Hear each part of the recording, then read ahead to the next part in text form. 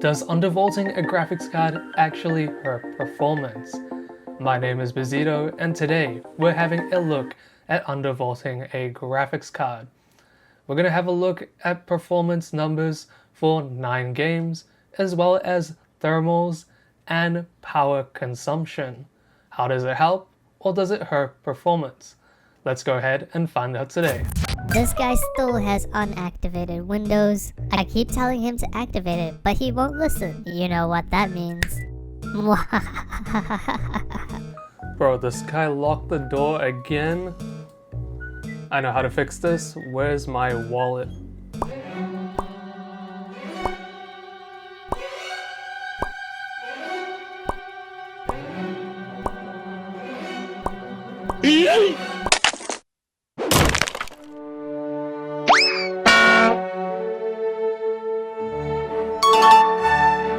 Check out keyspan.com for cheap Windows keys. If you use coupon code BEZ50, you can get 50% off Windows licenses. And if you use code BEZ62, you can get 62% off Microsoft Office, and they also have a Microsoft Office and Windows 11 bundle. You can pay via PayPal, and they have a pretty good customer support team. Check out Keyspan, linked in the description. And don't get locked in your room with Mr. Gorilla. Let's have a look at our system specs. For our CPU, we have a Ryzen 7 7800X3D with PBO on. On top of that is the Arctic Liquid Freezer 3. For the GPU, which is what we're testing today, is the ASRock RX 9070 XT Taichi OC. For the RAM, we have 32GB of G-Skill DDR5 6000 CL30. The motherboard is an ASRock X870E Taichi Lite, and our case is the Corsair 5000D Airflow. Our power supply is the Corsair RMX 1000 watt power supply as well. We're running Windows 10, and we'll be using the AMD drivers 25.8.1 for the non-undervolted settings and 25.9.1 for the undervolted settings. All games will be tested on a 3-run average. The GPU is going to be on default settings for the non-undervolt, and then of course the undervolt settings are as here. Now for the undervolt settings, I'm just using the AMD Adrenalin app with a voltage offset of -80, max frequency for the memory being 2800, power tuning at -10%, and this custom fan curve. Now this is what I could get stable for the system, and it provides a pretty decent undervolt. Now of course you can go more extreme with these settings, but for me, I think this was okay for my system. For the drivers as well, the non-undervolted performance are from the drivers 25.8.1, and the undervolt settings drivers are 25.9.1. the latest AMD drivers. The side case panel will be on for the temperature test and power usage testing. Do keep in mind, all of these tests won't be noise normalized, instead using the default profile for the non-undervolt settings. Only the Warframe test at the end is noise normalized. Let's head to the games. Let's head on to our first game. First off, we have Alan Wake 2 on high settings. At 4K, we find that there's no difference in average FPS, being 48 for the undervolted and the non-undervolted settings, but the 1% lows had a slight difference of just 5 FPS in favor of the non-undervolted settings. We find something similar at 1440p, with the average FPS being 90 on the undervolted and 88 on the non-undervolted for average FPS. 1% lows were a little bit different at 66 for the non-undervolted and 58 for the undervolted, but overall pretty much the same performance from both settings. Next up, we have Clair Obscur Expedition 33 on epic settings with TSR 100. At 4K, the undervolting provide a 3.1% improvement in average FPS, which is literally nothing, being 32 and 33 and in favor of the undervolt, and only a slightly better 1% low, being 28 and 27 respectively. At 1440p, we find that the undervolt settings were slightly better than the non-undervolt settings, but not by a significant margin, which is exactly what we want. For Call of Duty Black Ops 6, on extreme settings. At 4K on the undervolt settings, we find that the average FPS was pretty much the same, but the 1% lows were slightly in favor of the non-undervolted setting, being 36 in comparison to 28. which was a 22.2% drop. At 1440p, we do find that undervolting improved the average FPS by 5.9%, which is pretty small, but at least it's something. But the 1% lows were a pretty large difference here, going from 90 on the non-undervolted settings to 58 on the undervolted settings. But again, at least both average FPSs are pretty much the same here. Next up, we have Cyberpunk 2077 Phantom Liberty. And on this game, we can see some pretty good differences in performance in favor of the undervolting. For the undervolt settings at 4K, we got 73 FPS and we got 62 for 1% lows. In comparison to the non-undervolt settings, we got 70 for the average FPS and 48 for the 1% lows. We find something similar at 1440p again, with 131 FPS for the average FPS and 95 for the 1% lows on the undervolted settings. They're only slightly lower on the non-undervolted settings, being 126 for average FPS and 81 for 1% lows. It's great to see that we are finding that the performance is basically the same, if not just slightly better in the favor of one compared to the other. In Formula 1 2024, we find on ultra high settings that 4K was pretty similar in terms of performance, and the undervolt settings were only a 4.3% gain in average FPS and a 9.3% improvement in 1% lows. Still relatively small here, it's good to see that there's smaller fluctuation. At 1440p, it's kind of similar here, although we have better 1% lows, which is a 27.5% boost, which is quite nice to see here, but our average FPSs are pretty much the same. Heading over to Hogwarts Legacy, we can see at 4K, we had a slight decrease in performance for average FPS, going from 85 on the non-undervolted to the undervolted's 81, but on our 1% lows, we had a nice increase of 7 FPS in favor of the undervolted setting. At 1440p, we have pretty similar results in terms of 1% lows, 43 for the undervolt, and the non-undervolt is 44, but our average FPS is a little bit different here, so a difference of 11 FPS between the two settings in favor of the non-undervolted. Pretty good to see that the trend of similar performance is continuing through all of these games. Horizon Zero Dawn Remastered with the very high settings and TAA native was interesting here.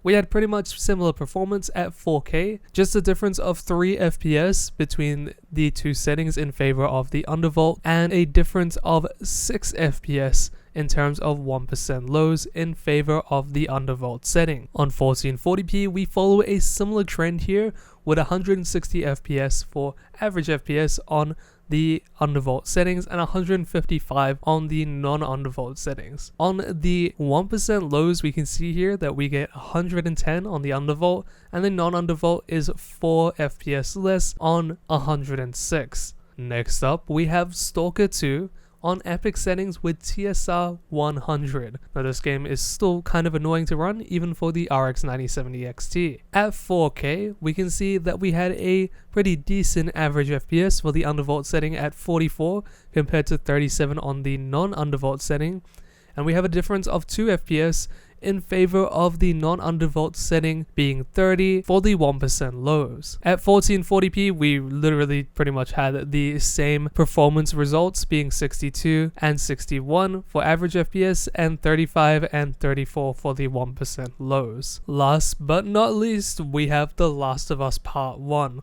on ultra settings. At 4K, we have similar results. On average FPS, we have 64, and for 1% lows, we have 56 for the undervolt settings, and for the non-undervolt, we have 62 for average FPS and 55 for 1% lows. At 1440p, we pretty much literally have the same performance results. I have a quick synthetic benchmark here as well. It's done on a 3-run average. It's just 3D Mark Steel Nomad, and on the non-undervolt we got 7,185 as our score, and on the undervolted settings we got 7,410. We can see that, of course, because we've increased our memory clock speed, that we get a slightly better result compared to the default settings. We are now taking a quick look at all 9 games at 1440p 1440p for average FPS in terms of percentage gain and loss. The higher the percentage, the better it is for the Undervolt. We can see that 8 of the 9 games were actually in favor of the Undervolt, and only Hogwarts Legacy was 9% in favor of the non-undervolted setting. Our highest result here is in favor of the Undervolt for 6%, being Call of Duty Black Ops 6, and our next one is Clair Obscur Expedition 33. It's good to see though in the majority of titles here that there is a slight performance gain, if not very similar performance.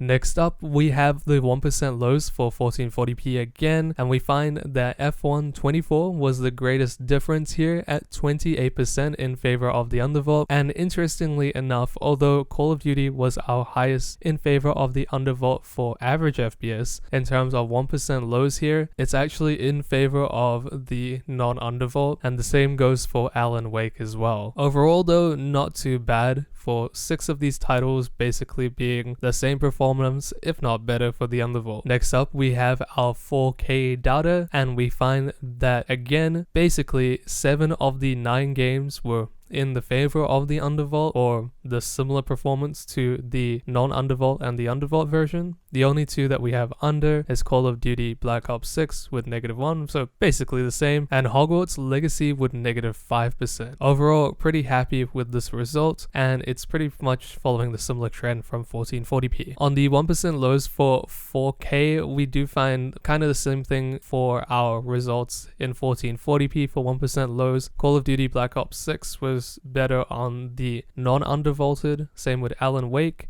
and then for this instance we have Stalker 2 as well. So 6 of the 9 games were in favor of the Undervolt, which is good, and the Undervolt really isn't too detrimental from performance from what we've seen. It's great to see that there's not actually too much difference in terms of performance here, which means that the Undervolt is not detrimental to performance. But what about our actual power usage and temperature? Let's take a look at what our Undervolt has done for us here. Please do keep in mind for these 4 games that they won't be noise normalized. Only the last sample on Warframe is. For the fan settings on these games, I was using the custom fan profile that I have here on screen, and for the non-undervolted settings, I was just using the default one that came with the AMD software. Please keep this in mind while reading the graphs. Now all of these games will also be done on a 1-run average. The case panel will also be closed on my PC. All of the games' wattages will also be the full system wattage, not just the graphics card. Let's take a look at our first game, being Cyberpunk 2077 with high settings on 4K. We can see that the Undervolt settings had a GPU temperature which was 4 degrees lower, memory temp which was 4 degrees lower as well, and a hotspot temperature which was 9 degrees lower. Now of course we're not noise normalized, so our RPM was a little bit higher at 1623 compared to 1299. Our core clock speed was basically the same here, 3009 on the Undervolt and 2988 on the non-undervolted. The power draw as well was also a little bit low, which is good on the Undervolt, by 25 watts. Next up we have Horizon Zero Dawn Remastered. We have a similar thing here, with the GPU temperature being 9 degrees lower, the memory temperature being a whole 19 degrees lower, and the GPU hotspot temperature being a whole 30 degrees lower. This is a pretty huge result. Now unfortunately my fan speed was not recorded for the Undervolt setting for some reason, and the core clock speed as well wasn't correct, but I can confirm that the performance was very similar. I'll show you guys on the screen in just a second. So something in terms of recording just didn't go right with the fan speed and the core clock speed. The memory clocks here are basically the same, and our wattage is significantly lower, being 495 on the Undervolt and 526 on the non-Undervolt, which is a difference of 31 watts. Quite a nice improvement. Next up we have The Last of Us Part 1 on ultra settings at 4K, and we saw a moderate decrease in temperature, going from 57 on the non-undervolted to 52 on the Undervolt. The memory temperature was 3 degrees lower, the hotspot temperature was 9 degrees lower, and our fan speed was slightly higher by 345 RPM. The core clock speeds were pretty much the same here, and we see a little bit of a difference in our memory clock at 2786 compared to 2505 on the non-undervolted. We can see as well that the power draw was a lot less, being a difference of 41 watts in favor of the undervolt, which is really good. Next up, we have Warhammer 40k Space Marine 2 on Ultra TAA 4K setting. Now we had a decrease in GPU temperature of 5 degrees Celsius, a memory temp improvement of 2 degrees Celsius in favor of the undervolt, a 10 degrees Celsius difference on the hotspot temperature. The fan speed was a little bit higher at 362 RPM. Our core clock speeds were pretty much the same as they should be, and our memory clock was slightly higher by 281 megahertz. But we had a whole 67 watt difference in favor of the undervolt, which was honestly really good to see. Now for Warframe survival on the map Mott, we were using our ludicrous settings on 4K. It was a 20-minute run, and just keep in mind for this one it was not noise normalized, and I didn't take the wattage numbers, but you guys will see that for the noise normalized sample in just a second. So for our 20-minute run, we found that we had a GPU temperature decrease of 7 degrees, memory temp was down by 6 degrees, hotspot temperature was down by 11 degrees, which was awesome. Our fan RPM of course was up a little bit at 280 RPM more. Core clock speed was around about the same, what it should be, and our memory clock speed was 281 megahertz higher, which makes sense. Now it's great to see that there's a temperature improvement, especially for a game like Warframe, which gets extremely hot, and I've seen that from a previous test on the RX 9070 XT. I think we got a hotspot of 96 degrees, which is insane. Have a watch of that video if you guys are interested.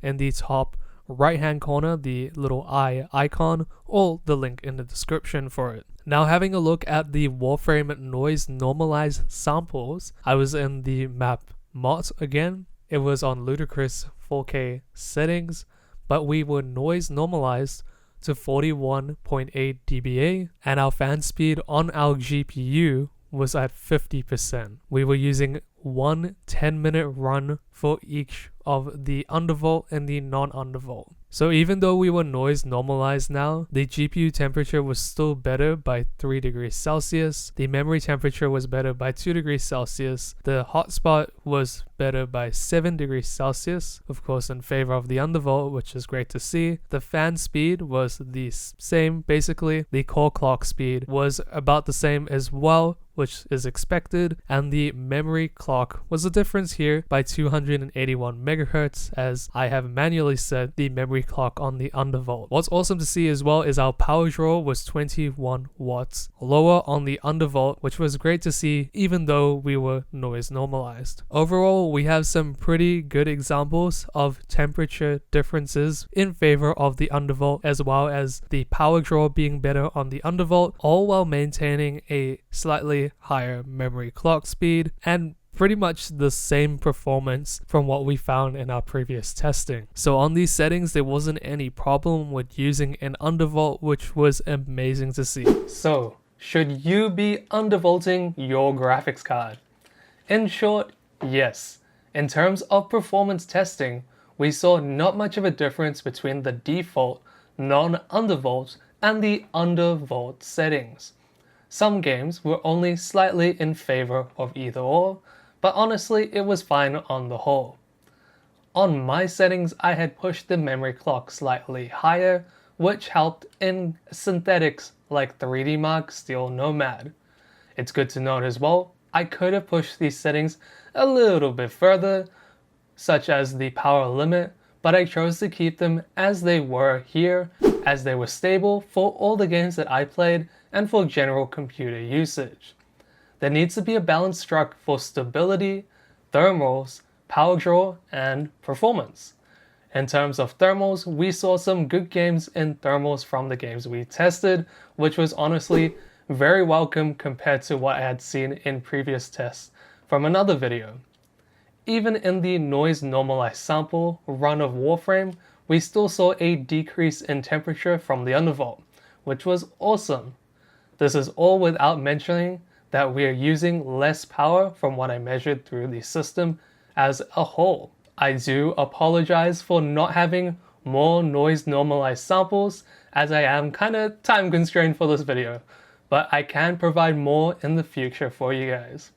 So, as far as my testing with the RX 9070 XT, there was no downside to undervolting my graphics card. I now have better thermals and power usage while maintaining the same performance as before.